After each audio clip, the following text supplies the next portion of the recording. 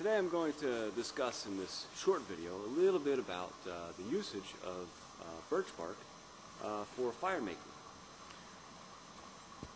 Now this right here next to me is a white birch tree, and you can see the bark is just hanging off in papery sheets.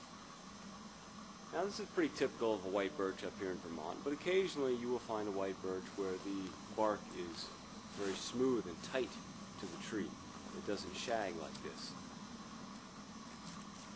However, I've told many people before that birch bark is one of the most valuable tinder materials in the wilds of the north. The reason is that birch bark lights even when it's soaking wet, whereas most other tinder material will not. You have to keep it very dry, or it's not going to light. And anybody who lives anywhere in the world where we get ample supplies of moisture from the sky, and we get ample amounts of moisture bubbling up from the ground, knows that dry tinder is essential.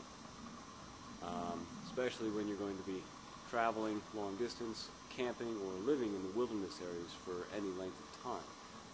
Fire becomes extremely important, and the means to make fire becomes extremely specific, very detailed and important as well.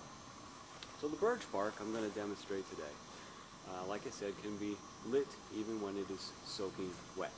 Now, as you can see, this bark of the tree is very dry. If I peel it off, it's like dry paper. I can crumble it right up. Now, this birch bark, when it's dry, will light very easily if I have coal or a flame. Now, let's go take a look at what happens when birch bark is wet. Most people, they don't see the birch bark being soaking wet when it's lit, and so you know, they're amazed when you tell them, but you know, seeing is believing most of the time, isn't it? At least in the way of physical skills. So let's go over here to the stream where I submerged a piece of birch bark a while ago, and we'll see how it lights when it's dripping wet. Alright, we're having a little bit of a warm spell up here in Vermont today. It's actually about 30 degrees, which is surprising. It's been well below zero for quite a while, so it's kind of nice here in February.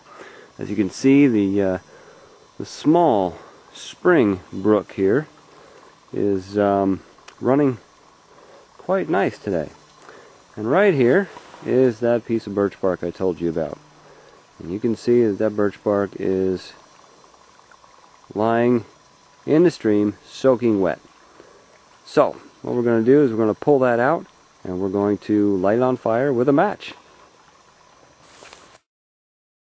Okay, now, we're over here at the stream. Let's pull this dripping wet piece of birch bark out of the water. Muddy leaves and everything. Throw it in the snow there. It's already wet, so we don't have to worry.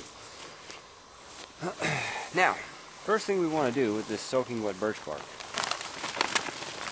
shake some of the water off it. Next thing we want to do is we want to take the bark, and on the edge, we want to pry it apart.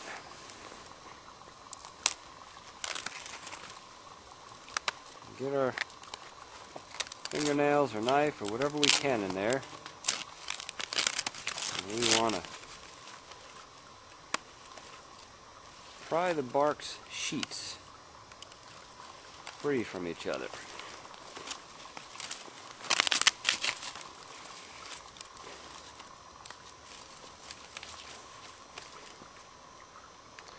And I'll get one more layer here peeled off.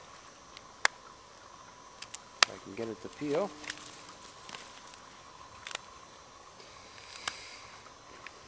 Now birch bark, I'm peeling this off here.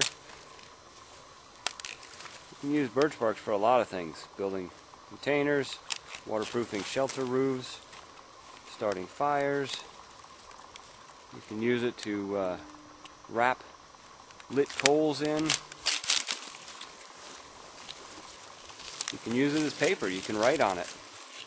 I've already sent people letters in the mail using birch bark. Make envelopes with it. Okay. Now, what I did here is I peeled it and made it thinner. You don't want to try to get a big, thick piece of birch bark and just light it on fire. Even if it's dry, it'd be hard to do. Now, today I'm cheating and I'm using matches. Alright. So, what we're going to do, get this match lit. I'm going to take this wet birch bark. If I can keep the match lit.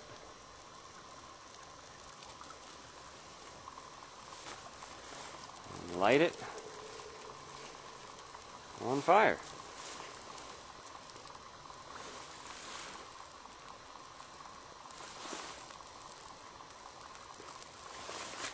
Just like that.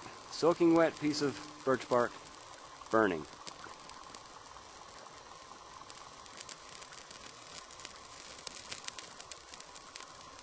Pulled that right out of the stream.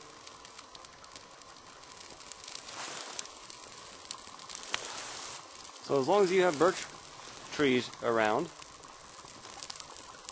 and you have a means to make a spark or a flame, you can get a fire going in any kind of weather.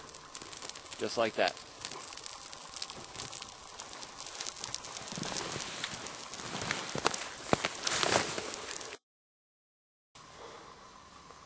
So, that's my short little example of how you can use birch bark to light fires even when it is soaking wet. I'm White Wolf, on behalf of Ways of the Wild Institute, and the birch trees here in Wild Vermont. I thank you for your time, and if you wish to learn more, come and visit us.